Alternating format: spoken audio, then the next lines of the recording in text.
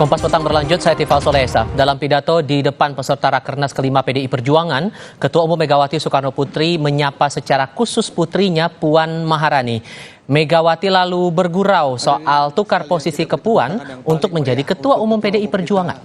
Ibu Megawati Soekarno Putri.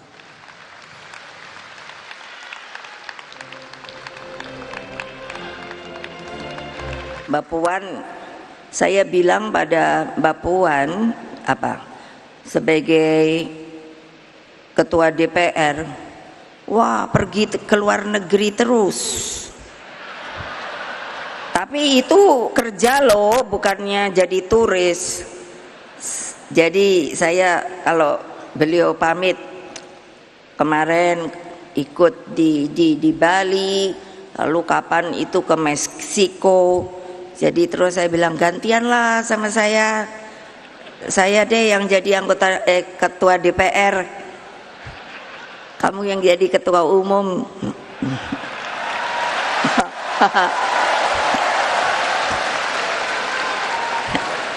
Lo enak-enak aja, masa saya yang disuruh nongkrong di sini terus keadaannya gonjang-ganjing nggak jelas.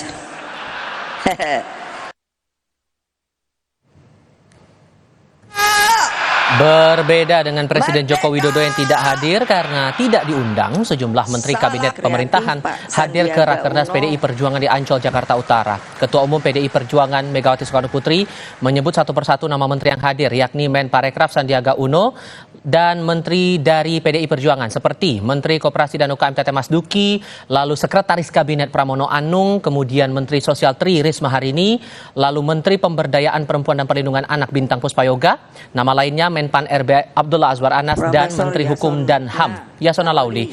Mega pun menyebut sejumlah nama tokoh yang hadir dalam acara ini seperti Capres dan Cawapres Ganjar Mahfud, Ketua DPP PDI Perjuangan Puan Maharani, lalu Andi Wijayanto dan mantan Panglima TNI Andika Perkasa.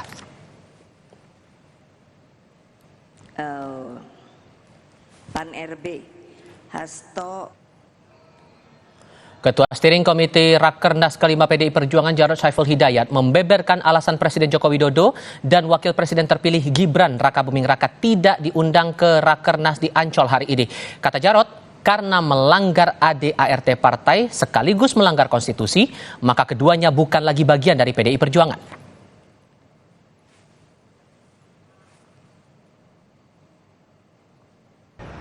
Apabila ada di antara kita anggota partai yang kemudian melanggar konstitusi, melanggar etika dan moral, maka dia sudah bukan menjadi bagian dari keluarga besar PDI Perjuangan, karena sudah bertentangan bukan hanya pada ADART partai, tapi pada konstitusi negara.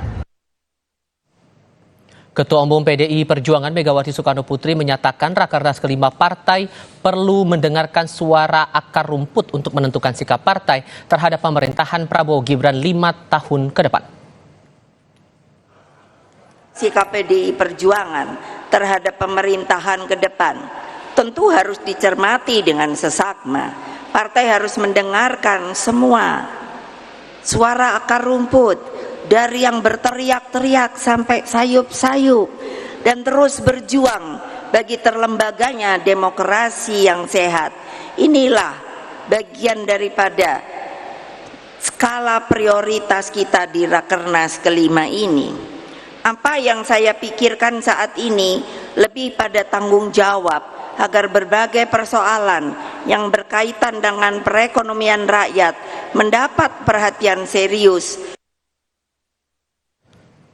Selain suara arus bawah, pidato Ketua Umum PDI Perjuangan Megawati Soekarno Putri dalam Rakernas kelima partai di Ancol hari ini memberi arah sikap politik partai terhadap pemerintahan Prabowo Gibran, atau dengan kata lain menentukan apakah partai akan bergabung dengan pemerintahan mendatang atau berada di luar pemerintahan. Rakernas kali ini juga menarik dicermati karena untuk pertama kalinya Presiden Joko Widodo tidak diundang menyusul perbedaan dukungan di Pilpres lalu. Kami akan bahas bersama dengan para narasumber. Bergabung saat ini politisi PDI Perjuangan Masinton Pasaribu dan pengamat politik Ahmad Khairul Umam. Selamat sore semuanya, apa kabar? Selamat sore Mas Tivo. Baik, terima kasih Mas Umam sudah bergabung. Kami masih berupaya untuk memperbaiki komunikasi kami dengan Mas Hinton Pasaribu yang saat ini berada di arena Rakernas di Ancol, Jakarta Utara. Mas Umam, kita selama ini belum mendengar secara langsung sebetulnya pernyataan resmi dari Ketua Umum Megawati soal posisinya dengan Jokowi begitu. Dengan tidak hadirnya atau tidak diundangnya Presiden Jokowi, apakah ini bisa dikatakan bahwa Bu Mega sudah tutup buku, tidak punya urusan, tidak punya hubungan lagi dengan Jokowi? Mas Tivo, saya pikir statement dari Bu Mega tadi sudah clear. Tutup buku itu sudah menjadi sebuah sikap yang memang terrepresentasikan secara tidak langsung. Meskipun semua kalimat itu dibungkus dalam kalimat-kalimat yang sifatnya implisit atau secara tidak langsung. Tetapi apa yang tadi disampaikan oleh Bu Mega, pihak yang goyah-goyah dalam pendirian, yang balelo, dan kemudian ada pengusiran secara tidak langsung dengan kalimat yang sangat tegas, keluar kamu, maka besar kemungkinan kalimat pengusiran itu adalah kalimat yang secara implisit dialamatkan kepada Joko Widodo dan juga lingkaran terdekatnya, dalam konteks ini adalah keluarganya. Nah, oleh karena itu statement ini adalah sebuah penegasan untuk kesekian kalinya sikap dari PDIP dan juga Bu Mega yang begitu tegas, begitu keras kepada Joko Widodo dan juga keluarganya. Nah, adapun mengapa semua kalimat ini dibungkus dalam statement yang sifatnya implisit, maka besar kemungkinan hal itu disebabkan oleh sikap dari PDIP untuk tidak keluar langsung dari pemerintahan saat ini. Karena bagaimanapun juga tampaknya PDIP masih merasa bahwa dirinya adalah kekuatan politik yang menjadi backbone utama dari kekuasaan yang ada saat ini, yang memenangkan, yang memberikan political guarantee selama ini untuk menghadirkan pemerintahan. Maka tidak dibungkus dalam sebuah statement resmi, sikap resmi, keputusan resmi secara legal formal bahwa pemberhentian kepada pemberhentian kepada Jokowi dan lingkarannya dilakukan oleh DPP PDIP saat ini.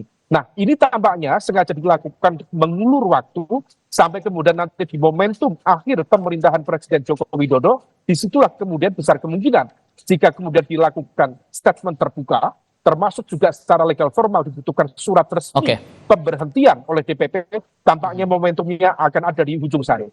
Karena banyak komentar pedas dalam pidato 1 jam 22 menit saya catat begitu dari pukul 15.08 sampai 16.30 tadi.